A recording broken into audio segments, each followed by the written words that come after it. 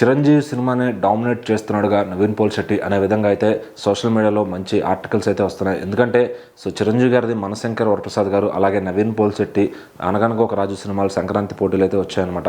మరి రెండు సినిమాలు కూడా వాళ్ళ స్థాయికి తగ్గట్టుగా థియేటర్లు క్యాప్చర్ చేసుకుని, మరి అత్యధికంగా చిరంజీవి గారికి థియేటర్లు ఉన్నాయి కూడా. సో మరి అక్కడ ఇటు ఓవర్సీస్ నుంచి అమెరికా అమలాపురం దాకా మొత్తం ఎక్కడ చూసినా కూడా చిరంజీవి గారి సినిమా సూపర్ హిట్, అసలు కలెక్షన్ టికెట్ ముక్క లేదనే స్థాయిలో నడుస్తుంది. అలాగే సేమ్ టైం అనగనగా ఒక రాజు కూడా మంచి టాక్ను సొంతం చేసుకుని థియేటర్లో విజయవంతంగా నడుస్తుంది అనమాట. దానికి కూడా ఉన్న థియేటర్ల వరకు టికెట్లు లేవనే స్థాయిలో నడిచింది. సో అది 4 రోజుల్లో వాళ్ళకి బ్రేక్ ఇవ్వడం 100 కోట్లు కూడా రావడం జరిగింది.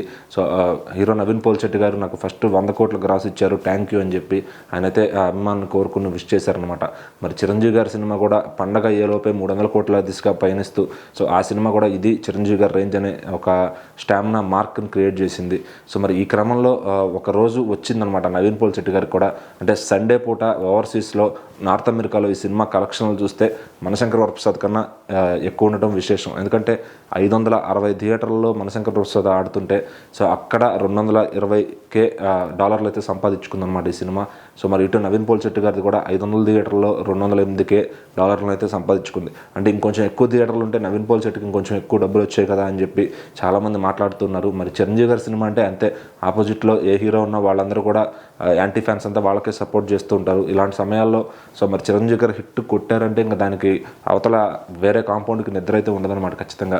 సో మరి చిరంజీవి గారు ఒక ఫ్లాప్ కొడితే ఆయన స్టేజ్ తగ్గిపోయిందని మాట్లాడిన వాళ్ళందరికీ కూడా ఒక సమాధానంగా మనశంకర్ వరప్రసాద్ అయితే తీసుకొచ్చారనమాట. మరి ఈ సినిమా కలెక్షన్లు సునామీ సృష్టిస్తుంది బాక్సాఫీస్ దగ్గర. మరి అదే సండే పూట నవీన్ పోల్శెట్టి సినిమా ఒక అడుగు ఎక్కువ ఉండడం కూడా ఇక్కడ విశేషం అని చెప్పుకోవచ్చు. సో మరి ఏదైనా ఎవరి టైం వచ్చినప్పుడు వాళ్ళు ఒక రోజు అనేది ప్రూవ్ చేసుకుంటుంటారు.